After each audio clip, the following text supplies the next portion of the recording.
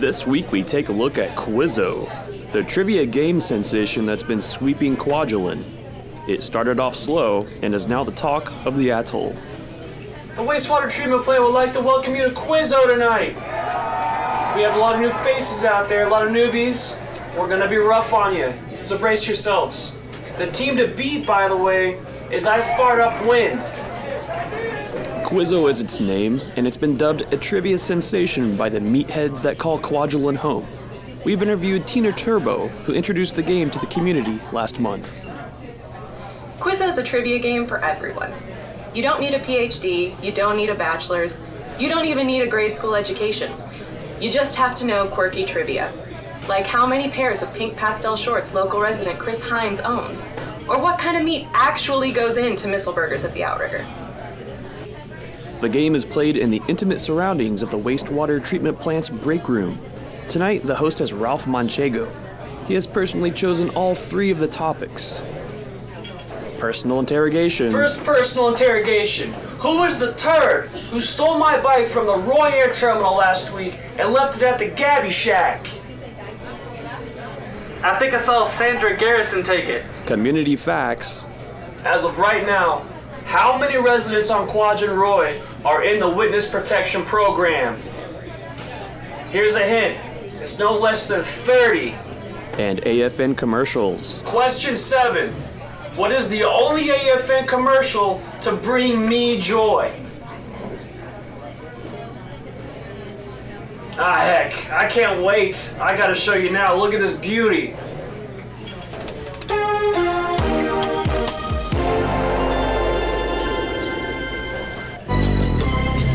As I walk through the valley of the shadow. Bam, yo, Joey, what's up? Mikey, what are you doing? You look ridiculous. Bam, yo, I'm a styrofoam cup, yo. You're an aluminum can. Get that thing off your head and get in the recycling bin. Yo, but I'm a styrofoam cup, yo. Mikey, on Okinawa, cans, bottles, paper, and plastic need to be separated and put into recycling bins.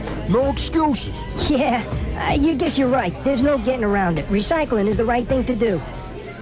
I tell you what, I came here 4 or 5 weeks ago when they first started doing Quizzo, and it was pretty stupid and slow. We Quizzo volunteers used to sit around and just do pickle races, waiting for at least a few suckers to roll in here for the 7:30 start. It's grown extremely fast since then.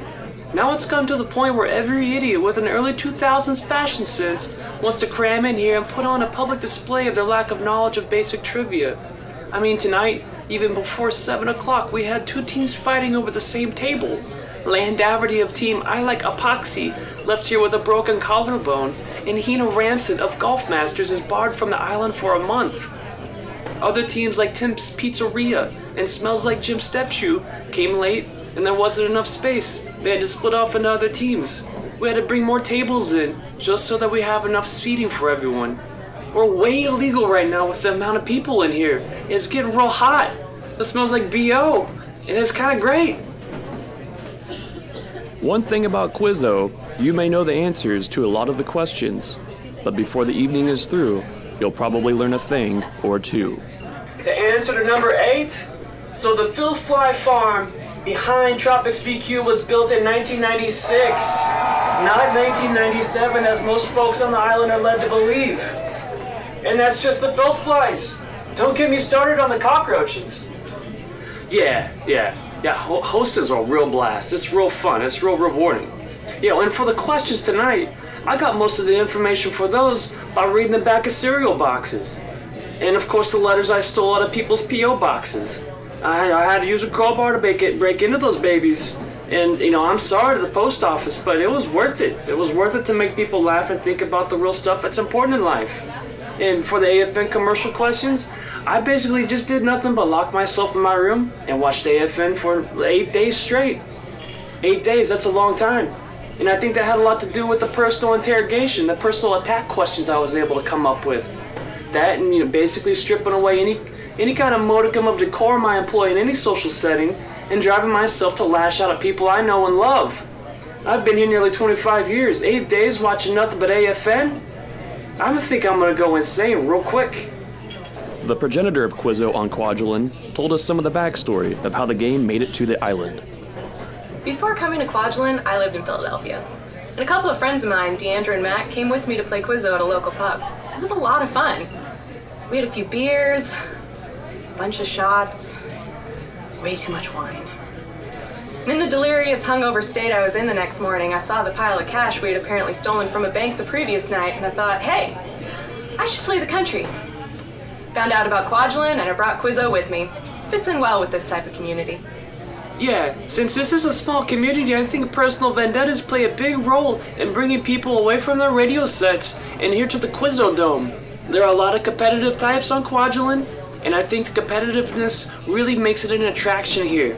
And it's a tight community, because you know who your competitor is, and you know their weaknesses. I mean, where else can you just utterly crush that annoying neighbor and do it on a public stage, in front of his wife, in front of his coworkers, in front of his managers? It's a bundle of emotions rolled up into one, and it's a great time. I mean, it's a variety of different questions every time, and every time the members of the losing team are publicly shamed in the hourglass, and they have to do shifts at the Filth Fly Farm. And we can throw stuff at them while they work. It's neat. It's the end of this week's match, and the Quizzo volunteers tally up the points. In a dank storeroom filled with whiskey bottles, no less. Debbie Dates Dallas won't take home the trophy this week. Instead, it has come down to two other teams. Smells Like Jim Stepchew and Dude, Where's My Bike? And Smells Like Jim Stepchew takes the win.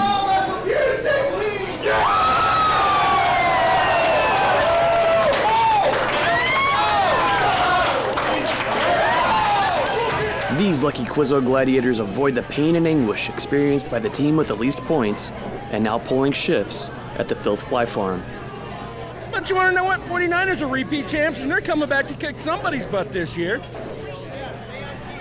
You know, so, hey, there's always next week. Reporting live from the break room of the wastewater treatment plant, I am Randy Cucaracha for Window on the Atoll, CPN Kwajalein.